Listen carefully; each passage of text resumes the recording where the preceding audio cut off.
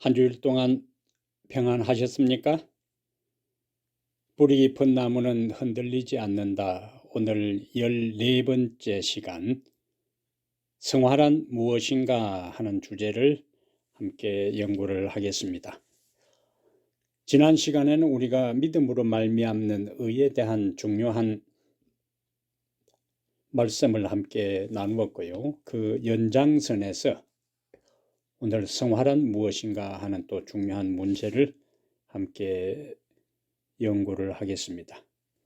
우리가 신앙생활을 하면서 성화라는 말을 많이 듣잖아요. 그런데 많은 경우에 그 성화에 대한 구체적인 개념이 제대로 정립되어 있지 않기 때문에 실생활에 오랫동안 신앙생활을 해온 사람들까지라도 실제적으로 삶의 모습은 하나님께서 기대하는 그 삶이 아닌 경우가 많이 있습니다. 그럼에도 불구하고 우리는 성경에서 우리의 실제적인 생활은 거룩하지 못한 삶을 사는데 우리를 성도라고 부르기 때문에 종종 그 말이, 그러한 호칭이 우리들 개인을 부담스럽게 할 때가 자주 있어요. 그래서 모든 죄를 용서받고 지난 시간에 공부한 것처럼 믿음으로 다 의인이 되었는데 사실 우리의 삶 속에 아직도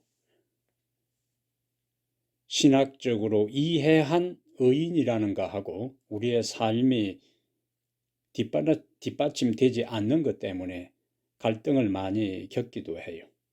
그러면 칭의와 성화와 어떤 관계가 있는가? 성경에서 말하는 성화는 무엇을 의미하는가?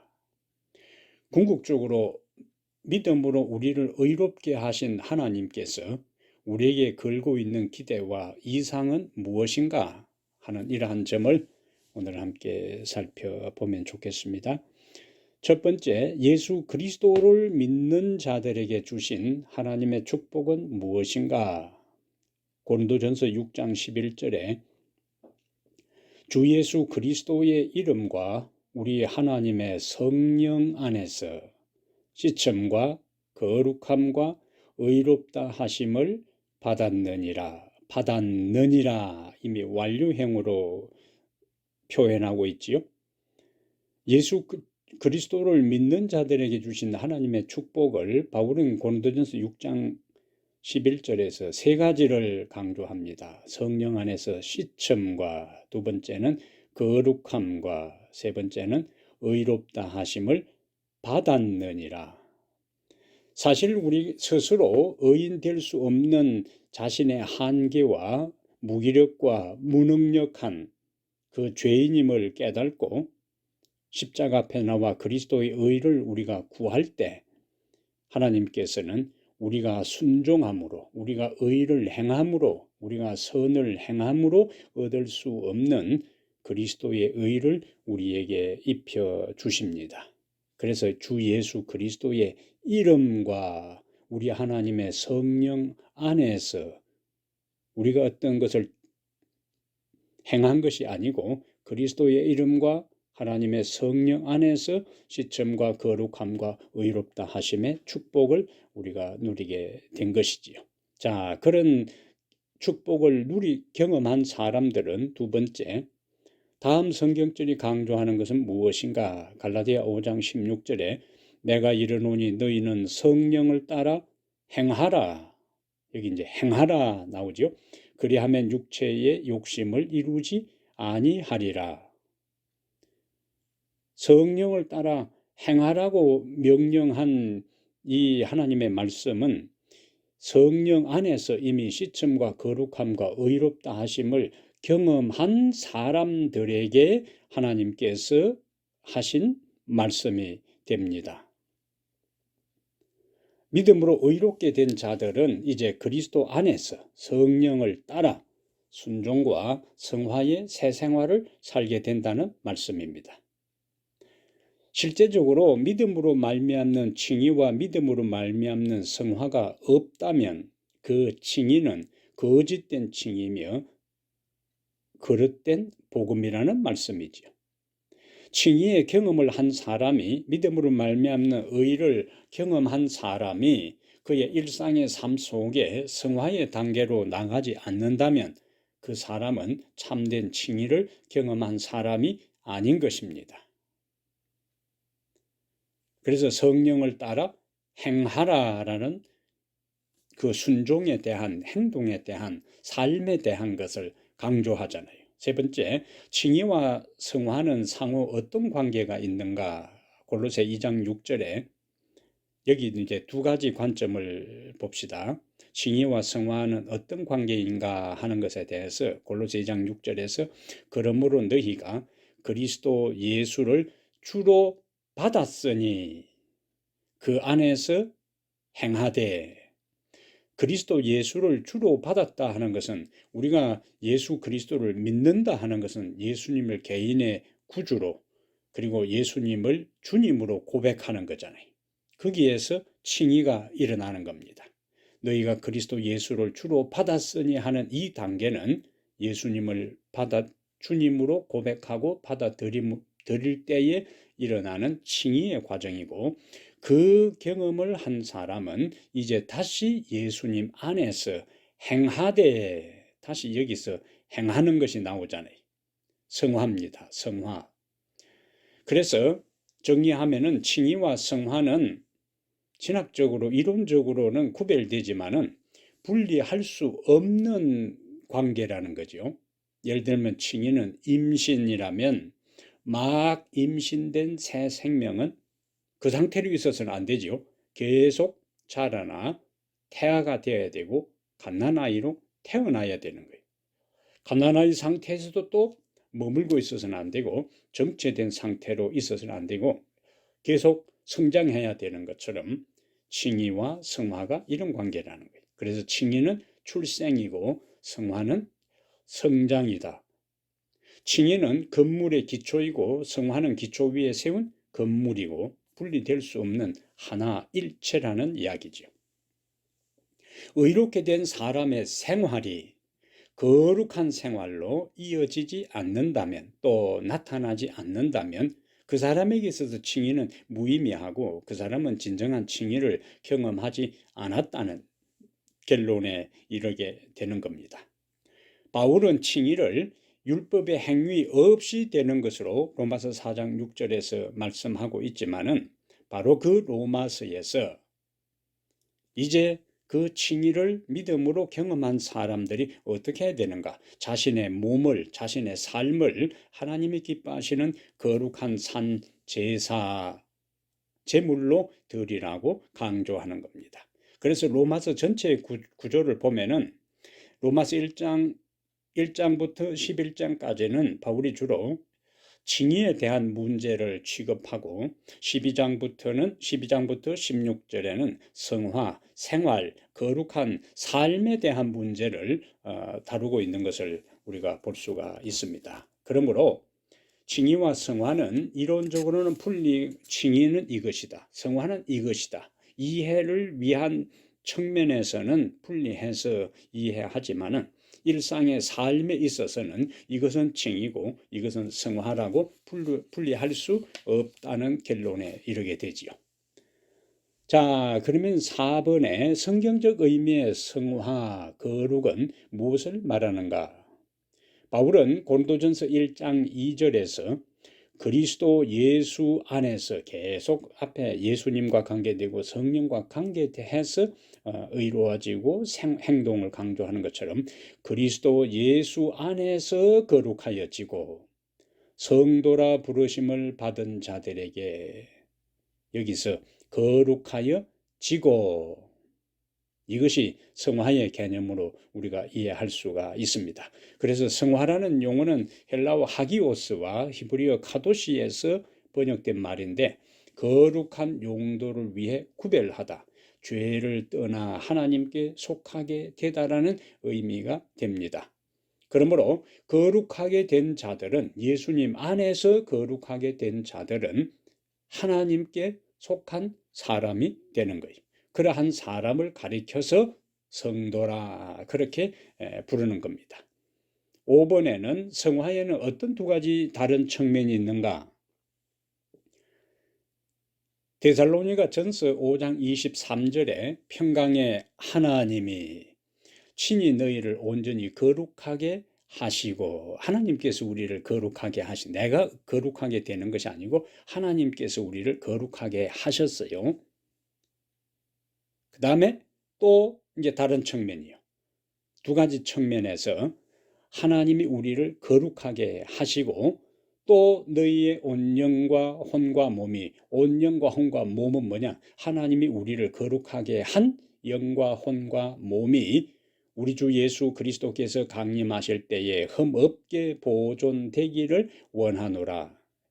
그래서 데살로니전서 5장 23절 서두 앞부분에는 관계적인 면이요. 하나님을 내가 믿고 예수 그리스도를 받아들임으로, 믿음으로 하나님과 우리와의 관계가, 내가 하나님께 속하고 하나님께서 성령을 내 안에 주셨기 때문에 우리를 하나님께 속한 존재로, 하나님의 소유로 우리를 구분했어요. 그래서 관계적인 면입니다. 성화에는 관계적인 면과 도덕적인 면이 있는데, 관계적인 면은 이제 원수 관계가 다 청산되고 하나님의 소유가 되고 하나님께서 우리를 거룩하다고 선언하셨어요.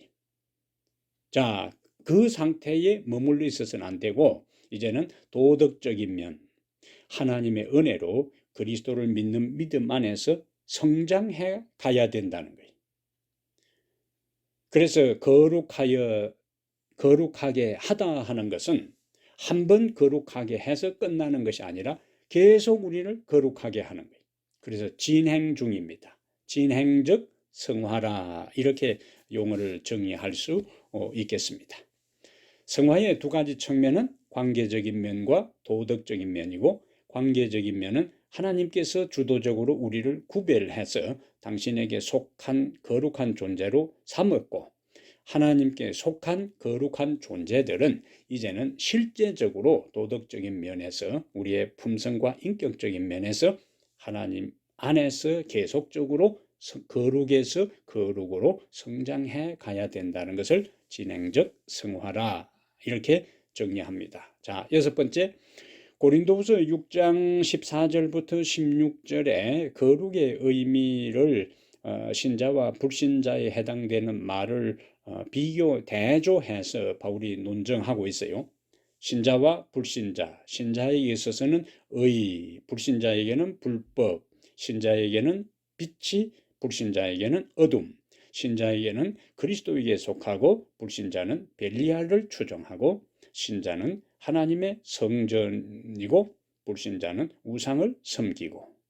그래서 바울이 고린도서 6장 14절부터 16절에서 신자와 불신자를 이야기하면서 특성을 이야기했는데, 그것은 같이 할 수도 없고 함께 할 수도 없고 사귈 수도 없고 조화될 수도 없고 일치할 수도 없는 철저한 분리입니다. 분리, 나누임. 그래서 6번에서 거룩의 고린도서 6장 14절부터 16절에 나오는 거룩의 의미는 분리와 나누임이다. 6번과 연결해서 7번에 고린도서 6장 17절에서 앞에 14절부터 16절을 전개시킨 바울은 이제 17절에서 신자와 불신자의 대조되는 특성을 쭉 나열한 다음에 17절에서 그러므로 너희는 그들 중에서 나와서 따로 있고 부정한 것을 만지지 말라 나오잖아요. 거룩의 개념이 여기서 함축적으로 나옵니다. 따로 있고 나와서 분리입니다. 분리.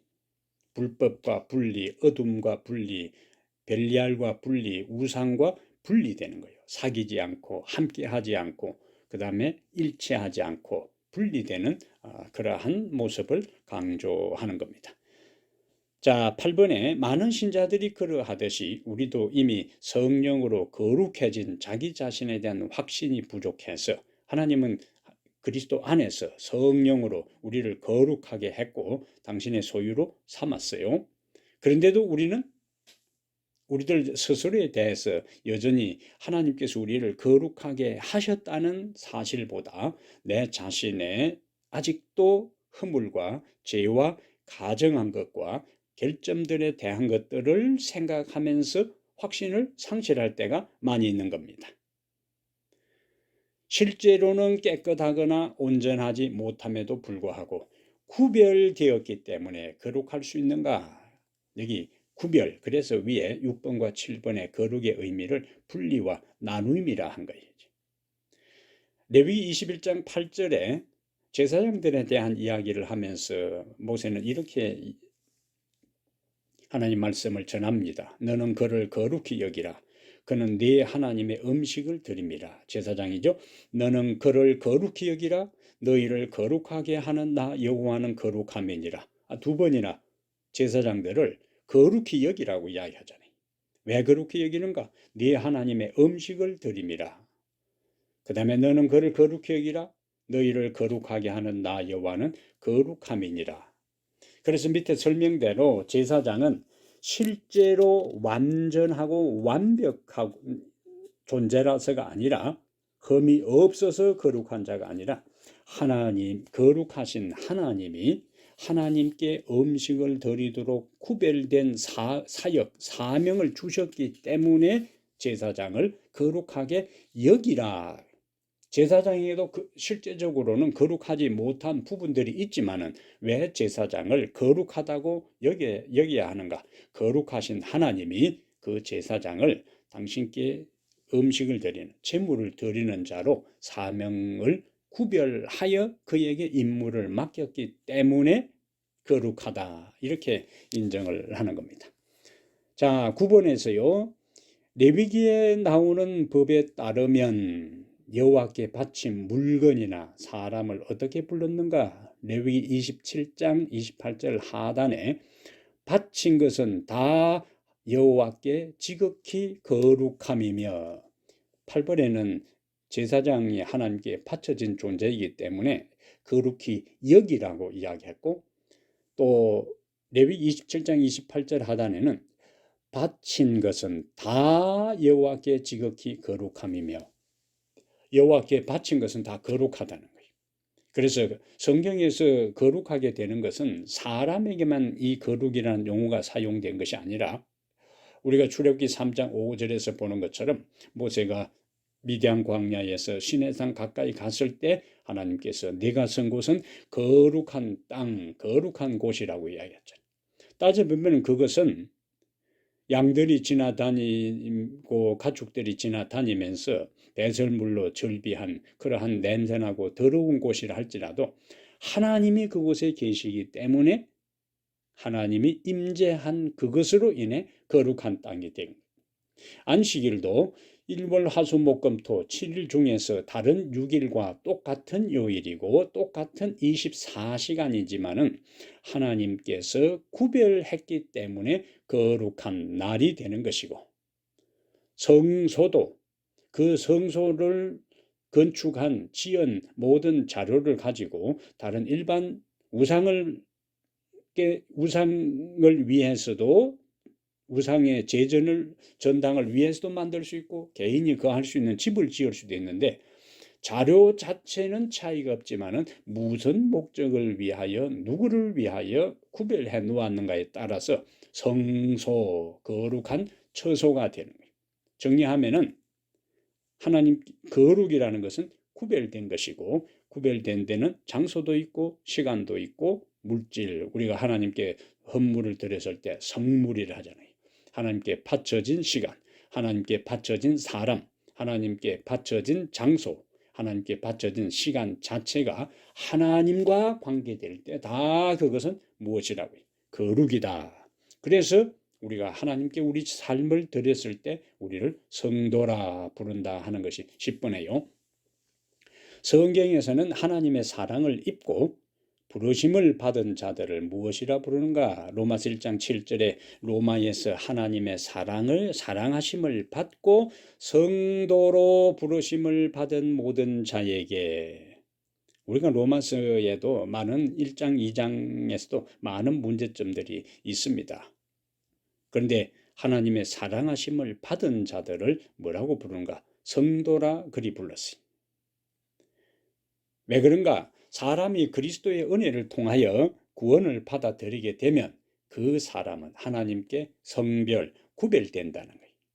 그래서 하나님께서는 자신을 바친, 구별한 그 사람을 성도라 그렇게 불러주는 겁니다. 그래서 바울은 항상 그가 개인이나 그다음에 교회에 그가 서신 편지를 보낼 때마다 그 교회 교인들을 성도라 불렀어요. 그래서 성도는 정리한 믿음으로 그리스도를 영접하였고 하나님을 섬기는 일에 자신들을 바친 사람을 성도라 부른다. 그러므로 우리는 우리 자신의 신분에 대한 목사는 목사로서의 거룩한 존재, 또 일반 신자는 신자대로 하나님 앞에 거룩한 존재, 어떤 면에서 목사와 신자가 어떤 그 인격적인 큰 차이에 의해서 거룩이 차이 나는 것이 아니라 목사는 목사로서 하나님께 구별되었고 일반 신자들은 신자로서 예수님을 받아들이고 자신을 하나님께 섬기기 위해 구별해 바쳤기 때문에 성도, 이런 측면에서는 목사나 장로나 신자나 일반 모든 사람들이 예수를 영접하고 하나님을 섬기는 일에 자신을 바친 사람들은 성도라는 측면에서는 동일하다는 거지요. 자, 11번에 우리를 향하신 하나님의 뜻은 무엇인가? 레위기 19장 2절과 디살로니가 전서 4장 3절에 자, 우선 레위기 19장 2절에 너는 이스라엘 자손의 온 회중에게 말하여 이르라. 온 회중이요. 특정한 몇 사람들이 아니고 이스라엘 온 회중에게 너희는 거룩하라. 이는 나 여호와 너희 하나님이 거룩함이니라. 항상 거룩하는 걸 이야기할 때는 기준이 뭐냐? 하나님이세요. 하나님과 관계해서 거룩하라. 누구에게? 하나님께 속한 온 이스라엘 백성들을 거룩하라고 이야기하고 바울은 데살로니가전서 4장 3절에 우리를 향한 하나님의 뜻이 성경에 많이 나오지요. 그 중에 하나가 하나님의 뜻은 이것이니 너희의 거룩함이라. 인간이 죄를 범하고 타락한 다음에는 어느 한 특정한 부분만, 특정한 요소만 망가지고 퇴보되고 퇴락된 게 아니고 도덕적, 신체적, 영적인 모든 것이 총체적으로 망가졌어요. 그러면 예수님께서 우리를 구원하신다 하는 것은 우리를 회복하신다는 이야기고, 우리를 회복한다는 것은 인간이 타락하기 이전 창조 당시에 온전한 인격과 품성의 모습으로 우리를 회복하는 것이 구원 사역의 핵심입니다. 그래서 그분은 우리가 모든 일에 당신이 거룩한 것처럼 거룩한 삶을 살기를 원하시는 거예요. 그래서 12번에 하나님의 자녀는 항상 거룩한 생활을 힘써야 되는데 바울이 이러한 점에 대해 뭐라고 말하고 있는가? 고린도후서 7장 1절에 그런즉 사랑하는 자들아 이 약속을 가진 우리는 하나님을 두려워하는 가운데서 또 하나님을 언급하고 거룩함을 온전히 이루어 육과 영의 온갖 더러운 것에서 자신을 깨끗하게 하자. 총체적이잖아요. 육과 영의 온갖 더러운 것에서 자신을 깨끗하게 하자. 여기서 우리가 정리할 것이 있습니다. 거룩하게 하라, 거룩함을 이루라 할 때 원래는 거룩하지 않은 상태에서 우리가 노력하고 행동해서 거룩해지는 것이 아니라 하나님을 받아들이고 예수님을 믿을 때 우리는 하나님께 속한 자로서 거룩해진 거예요. 그런데 왜 또 거룩하라고 하는가? 그것은 거룩하기 위해 거룩하지 않았는데 거룩해지기 위해 노력하는 것이 아니라 거룩한 상태에서 다시 거룩해지는 거예요. 그것은 성장입니다. 성장. 믿음에서 믿음으로, 구원에서 구원으로, 그 다음에 의에서 의로, 거룩에서 거룩으로 계속적으로 한 단계, 그 단계에 머무르지 않고 성장하는 걸 이야기하는 거예요. 향상하고 진보하고 발전하는 겁니다. 앞에서 우리가 본 것처럼 칭의와 성화 가운데 칭의는 잉태라고 했을 때 그 자궁에 착상된 그 생명이 계속 분열하면서 세포가 분열하면서 성장하고 어린아이가 이 땅에 태어난 다음에 그가 다시 성장하는 것처럼 영적인 세계에도 예수를 받아들여서 거룩해진 그가 이제 계속적으로 거룩에서 거룩으로 진보하고 성장해야 된다는 것을 여기서 강조하는 겁니다.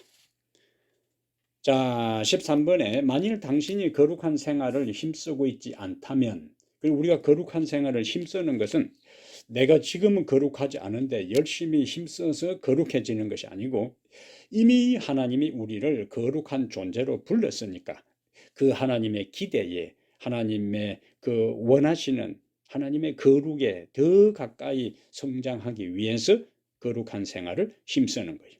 그럼 왜 우리가 거룩한 생활을 힘쓰지 않고 있다면 원인이 어디 있는가? 그러한 것들을 우리가 이제 개인적으로 생각을 하고 훌륭한 집안의 자식으로 태어난 사람이 집안 채통과 전통과 가문에 어울리는 인물이 되려고 노력합니다. 그러나 훌륭한 가문, 전통, 채통, 가문 이 가풍이 있는 집안에 태어난 사람이 자기가 속해 있는 가풍과 또 신분, 역사를 알 때에 함부로 처신하지 못하지요. 그 가풍과 그 채통을 이어가기 위해서 자신의 노력을 이어가는 거예요. 그래야 그 집안에서의 구성원으로서 채통을 지킬 수가 있지. 하나님 안에서 우리가 거룩한 삶을 추구하는 것도 마찬가지입니다. 거룩한 생활을 추구해서 하나님의 자녀의 영역으로 자녀의 그 놀라운 하나님의 백성 자녀가 되는 것이 아니라 이미 하나님의 로얄 패밀리가 되었으니까 하나님이 기대하는 그 높은 표준의 삶을 추구하고 살아가는 거예요. 14번에 당신의 생애의 죄인 줄 알면서 아직도 끊지 못하는 무엇이 있는가? 자기 스스로 이 시간 깊이 살펴보고 하나님 앞에 그 문제를 위하여 기도하라. 개인적으로 이것은 살펴보면 좋겠어요. 우리는 거룩한 사람이 되기 위해 죄를 멀리하고 의롭게 살려고 하는 사람이 아니라 중요합니다. 이미 거룩한 사람이 되었기 때문에 더럽고 악하고 추한 것을 멀리하는 것입니다. 그리스도를 주님으로 삼는 것은 우리의 공적 및 사적 생애의 각 분야를 그분의 통제 아래 두는 거예요. 이것이 바로 하나님 주권 사상입니다. 15번에 우리의 거룩의 표준은 누구인가? 우리가 계속 거룩한 삶을 추구해야 되는데 그러면은 그 표준이 무엇인가? 베드로전서 1장 15절부터 16절에 오직 너희를 부르신 거룩한 이처럼, 여기 항상 기준이 하나님과 예수님입니다. 부르신 거룩한 이처럼 너희도 모든 행실에 거룩한 자가 되라. 기록되시되 내가 거룩하니 너희도 거룩할지어다 하셨느니라. 우리의 거룩의 표준은 우리를 부르신 예수님이 우리의 표준입니다. 어느 사람도 우리의 모델이 될 수가 없어요. 멘토가 될 수가 없습니다. 예수님이 우리의 영원한 품성의 표준이 되는 거예요. 참된 성화는 하나님의 뜻에 완전히 일치하는 것이다. 반역적인 생각과 감정은 극복되고 예수님의 음성은 전신에 미치는 새 생애로 각성시킨다. 자, 진실로 성화된 사람들은 자신의 의견을 옳고 그름의 표준으로 내세우지 않을 것이다. 그들은 완고하거나 독선적이 아니다. 그들은 자기들에게 주어진 흔하게 조건들에 응하지 못할까 봐 항상 두려운 마음으로 자신을 애써 지킨다. 누구를 의식하면서? 예수님을 의식하면서. 그래서 16번의 베드로는 점진적인 성화, 진행적 성화에 대해 이렇게 이야기합니다. 베드로서 3장 18절에 다시 또 예수님이 표준이 됩니다. 오직 우리 주 곧 구주 예수 그리스도의 은혜와 그를 아는 지식에서 자라가라. 자라가라. 우리가 성장하여 은혜 속으로 들어가는 것이 아니라 은혜 가운데서 믿음 안에서 그분 영역 안에 하나님의 자녀로서 구원받은 백성으로서 전진하고 진행하고 향상하는 거예요.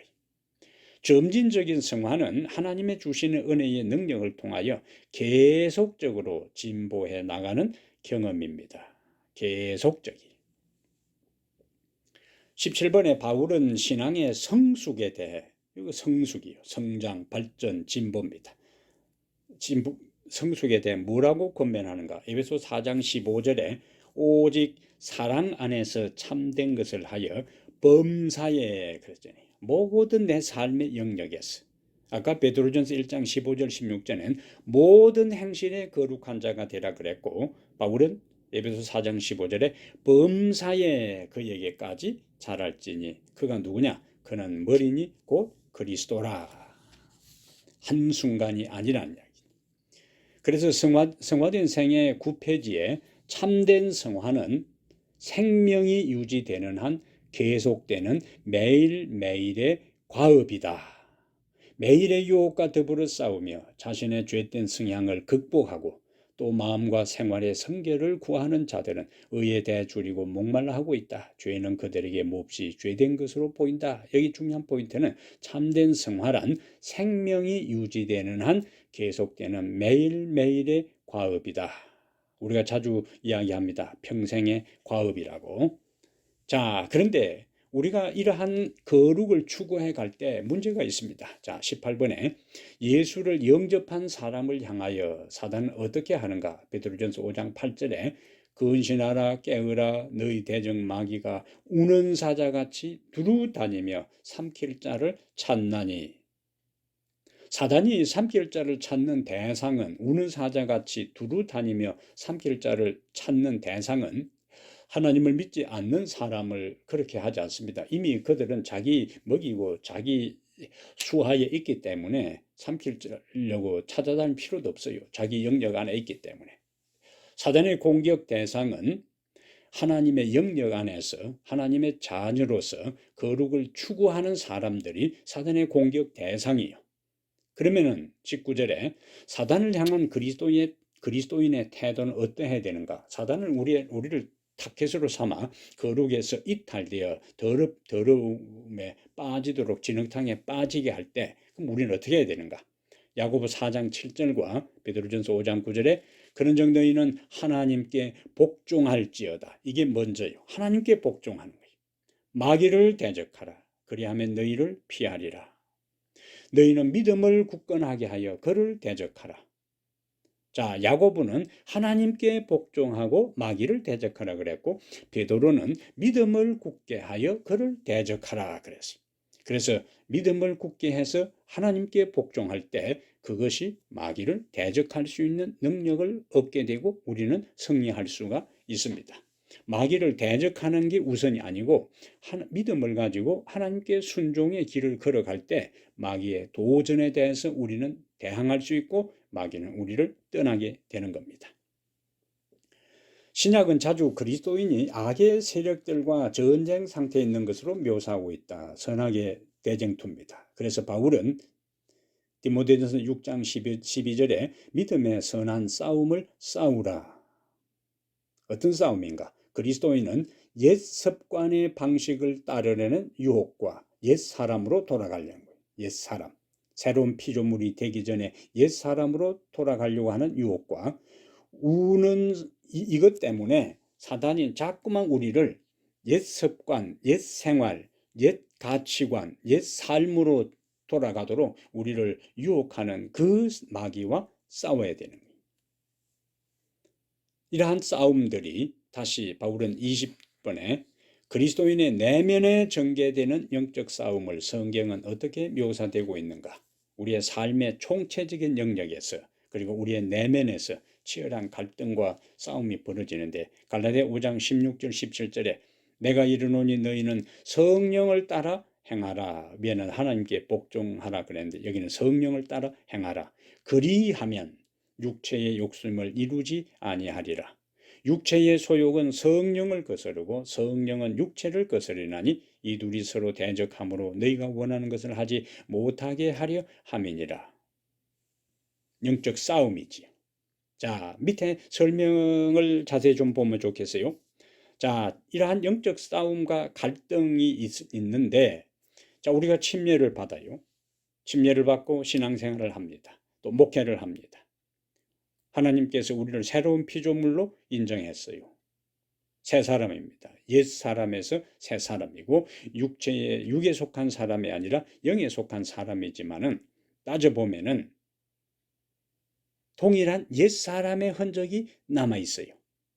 무 차이가 뭐냐? 그리스도인은 하나님께 대한 새 관계, 새 마음, 그리고 죄와 악에 대한 새로운 태도, 관점을 갖게 된 거예요. 그런데 문제는 우리의 육체는 동일합니다. 우리의 육체는 예수님께서 오실 때에 홀연히 변화되는데 그 홀연히 변화되기 전까지 우리의 육체적 상태는 죄된 본성을 가진 존재예요. 그래서 이전의 특성들과 인격들을 여전히 가지고 있습니다. 옛 것과 새 것 사이의 긴장이요. 칭의와 중생과 그리고 초기의 성화는 죄에 대한 새로운 태도를 신자들에게 제공해 두지만은 예수를 받아들인 데에서 우리의 옛 사람에 속한 품성의 특성이나 습관이 하루아침에 기적적으로 바뀌는 것은 아니에요. 그럼 뭐냐? 회심할 때, 믿음으로 예수를 받아들여 칭의를 경험할 때 발생하는 것은, 일어나는 일은 행동 방식의 즉각적인 변화가 아니라 우리의 영적인 방향의 전환, 변화다. 마음과 의지는 사람이 그리스도를 받아들일 때 즉각적으로 하나님의 은혜를 통하여 변화되지만 중요한 것은 습관들과 품성은 그리스도인의 전 기간에 걸쳐서 점진적으로 변화됩니다. 그래서 바울도 21번에 빌립보 3장 12절과 14절에 내가 이미 얻었다 함도 아니요 온전히 이루었다 함도 아니라 오직 내가 그리스도 예수께 잡힌 바 된 그것을 잡으려고 달려가노라. 바울과 같은 탁월한 신앙의 이 거성도 자기가 다 이루었다고 완성했다고 말하지 않고 표대를 향하여 달려간다 그렇게 했습니다. 그리스도께서는 믿음으로 말미암아 그분을 받아들이는 각 사람을 위하여 십자가에서 마귀와 죄에 대한 승리를 거두셨다. 다 이루었다. 그분의 생애, 죽음 그리고 부활을 통하여 마귀를 정복하셨어요. 그 다음에 이제 중요합니다. 왜 예수님께서 십자가 위에서 이미 다 이루었고 승리하셨는데 아직도 왜 우리 내면 속에 치열한 영적 갈등과 싸움이 있고 유혹을 극복하지 못하는 경우가 많은가? 그에 대한 설명이에요.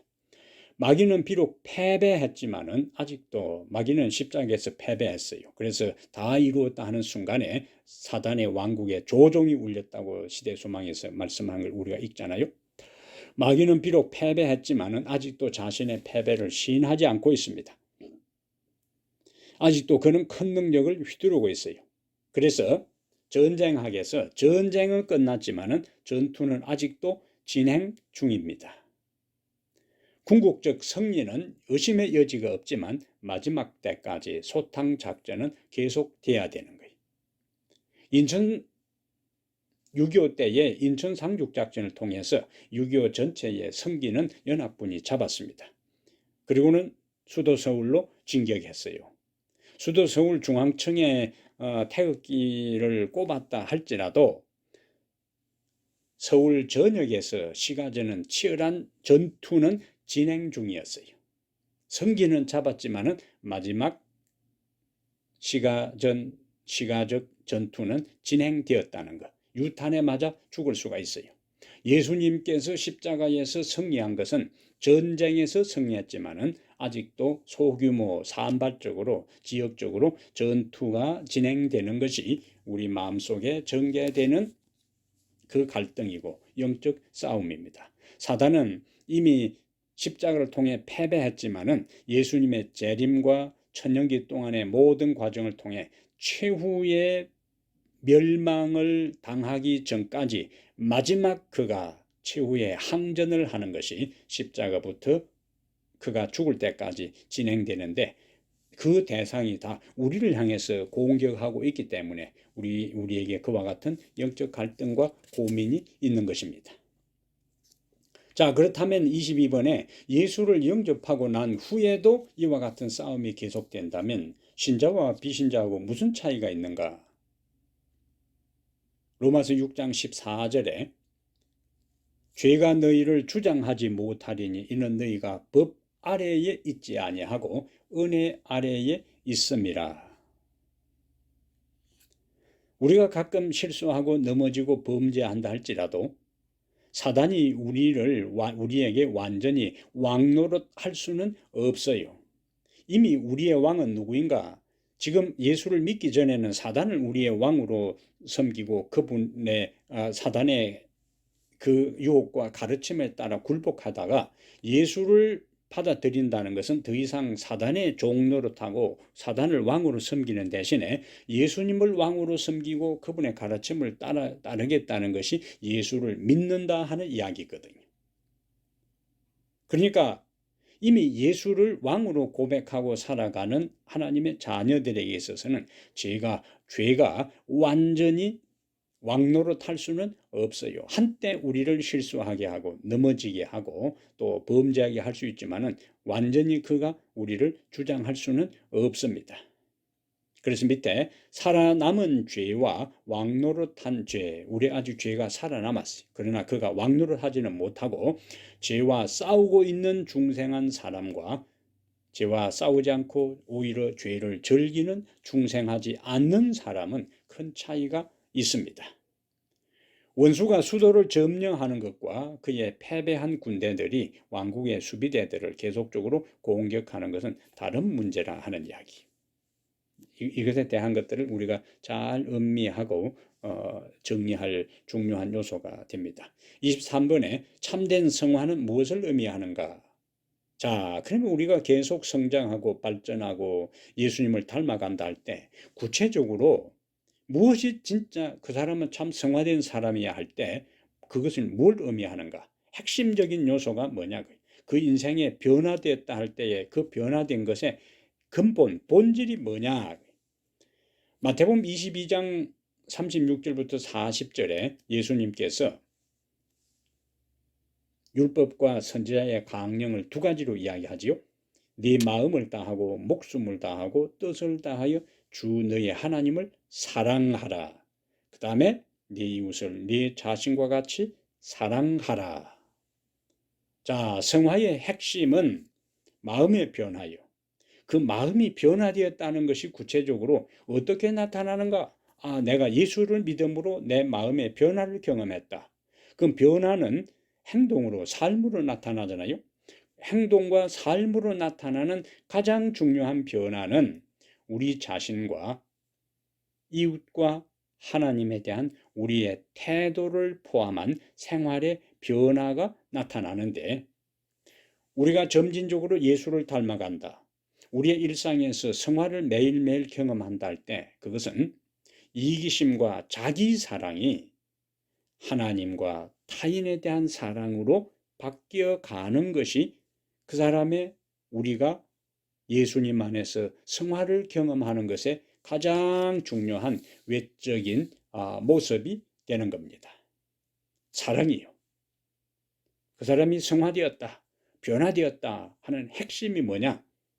하나님을 사랑하고 이웃을 사랑하고 자기 중심적인 이기적인 자기 욕망을 따라 살던 사람이 주님을 위해 희생하고 이웃을 위해 봉사하는 그런 삶이 무엇이냐? 진정한 성화의 모습이다 하는 것을 우리가 기억할 필요가 있습니다. 중요한 내용입니다. 자, 24번에 그러면 우리가 계속 하나님 안에서 성령의 인도를 따라 믿음으로 예수님을 표준으로 해서 계속 성장해 나가야 되는데 도대체 언제 우리가 궁극적으로 주님의 온전한 품성으로 인격으로 회복되는가? 그것이 24번에 궁극적으로 언제 우리가 주님의 모습으로 온전히 변화되는가? 빌립보 3장 20절 21절에 우리의 시민권은 하늘에 있는지라 거기로부터 구원하는 자 곧 주 예수 그리스도를 기다리노니 그는 만물을 자기에게 복종하게 하실 수 있는 자의 역사로 우리의 낮은 몸을 자기 영광의 몸의 형체와 같이 변하게 하시리라. 그런데 지금 우리의 상태는 뭡니까? 우리의 낮은 몸이에요. 바울이 고린도전서 15장에서 이야기할 때에 이 죽을 것이 죽지 아니할 것으로 이 썩을 것이 썩지 아니할 것으로 그렇게 할 때 죽을 것, 썩을 것, 낮은 몸입니다. 그런데 영광의 몸은 죽지 아니할 것으로 부패되지 않고 영원히 영원한 하나님과 영원한 천국에서 영원히 살 수 있는 그 존재로 변화되는 것이 언젠가 예수님께서 재림하실 때 그렇게 된다. 그때까지 물론 하늘에서도 계속적으로 하나님 안에서 하나님의 그 무한한 하나님의 존재를 향해서 끊임없이 우리가 변화되고 성장하지만은 일단 하나님이 기대하는 1차적인 완성 단계는 예수님이 오실 때 변화되는데, 그때에 변하는 것은 다시는 죄를 짓지 아니할 몸, 다시는 자기의 이기적 욕망을 따라 살지 아니하고 썩고 죽을 그런 존재가 아니라 하나님 사랑하고 형제를 사랑하고 자연을 사랑하고 자신을 사랑하고 하는 이와 같은 죽지 아니할 전적인 하나님 사랑 중심의 존재로 바뀔 때가 언제냐? 예수님께서 재림할 때라는 거예요. 자, 그래서 25번에 요한일서 3장 2절과 3절을 가지고 두 가지 질문에 대답하라. 재림 시에 성도가 가지게 되는 최종적인 모습이 뭐냐? 요한일서 3장 2절과 3절에 사랑하는 자들아, 우리가 지금은 하나님의 자녀라. 장래에 어떻게 될지는 아직 나타나지 아니하였으나 그가 나타나시면, 자, 예수님이 오시면 우리가 그와 같을 줄을 아는 것은 예수님이 오실 때 우리가 예수님과 같은 인격 품성을 갖게 된다는 거예요. 그러면 우리의 거룩한 생활의 동기는 무엇인가? 왜 우리가 거룩한 생활을 해야 되는가? 주를 향하여 이 소망을 가진 자마다 그의 깨끗하심과 같이 자기를 깨끗하게 하느니라. 어떤 소망인가? 예수님이 재림하실 때에 거룩하시고 영광스러운 주님을 우리가 만날 소망이 있기 때문에 그것에 기초해서 거룩하시고 영광스러운 주님을 내가 만나려면은 내 자신이 거룩하고 영광스러운 존재가 되어야 그분을 만날 수가 있는 겁니다. 그래서 거룩한 생활의 동기는 예수님이 재림할 때에 거룩하시고 영광스러운 주님을 내가 만나기 위하여 이 땅에서 거룩한 생활을 유지하는 거예요. 사람은 어떤 꿈과 인생의 목적을 가지고 있느냐에 따라서 처신이나 몸가짐이 달라집니다. 우리는 거룩하시고 영광스러운 주님을 만나 그와 같이 된다는 소망을 가진 자들입니다. 그러므로 이 소망이 없는 세상 사람들과는 사는 삶의 방식과 동기와 목적과 인생의 방향이 다를 수밖에 없습니다. 우리가 살아가는 삶의 차원이 다르다는 거예요. 우리가 마음에 품고 있는 소망의 질이 다르다는 이야기. 우리가 바라보는 관점이, 우리의 궁극적인 목적이 소망이 없는, 거듭나지 아니한, 믿음으로 의롭게 된 경험이 없는 사람들과는 완전히 다른 차원, 다른 질의, 다른 종류의, 다른 레벨의 인생을 산다는 것을 오늘 우리에게 말씀해 주고 있습니다. 자, 26번에 다음의 진리를 마음에 믿고 받아들인다면 각 진술에 표하여 당신의 결심을 표현하라. 하나하나 A부터 J까지 하나하나 여러분들이 읽고 또 마음에 결심하시고 표현하시고 그렇게 하면 좋겠습니다. 자, 오늘 공부 여기까지 하겠습니다. 감사합니다. 건강하시고 또 한 주 후에 다시 여러분들을 만나겠습니다. 잠깐 기도하겠습니다. 거룩하신 우리 하나님, 예수 그리스도를 믿음으로 우리를 의롭다고 인정하시고 선언하시며 하나님과 우리와의 관계를 온전히 하나님과 성도와의 관계, 자녀의 관계로 만들어 주시니 감사합니다. 이제 우리가 하나님께 속한 하나님을 믿는 성도가 되었사오니 이제 우리의 도덕적인 면과 우리의 삶의 모든 영역에서 참된 하나님의 자녀답게 살아가도록 도와주시고 그러한 삶을 살다가 영광 중에 주님이 오실 때에 거룩한 하나님 앞에 예수 그리스도 앞에 부끄러움이 없이 설 수 있도록 매일매일 거룩한 삶을 살아가도록 성령으로 우리를 도와주시옵소서. 우리 주 예수님 이름으로 기도합니다. 아멘. 감사합니다.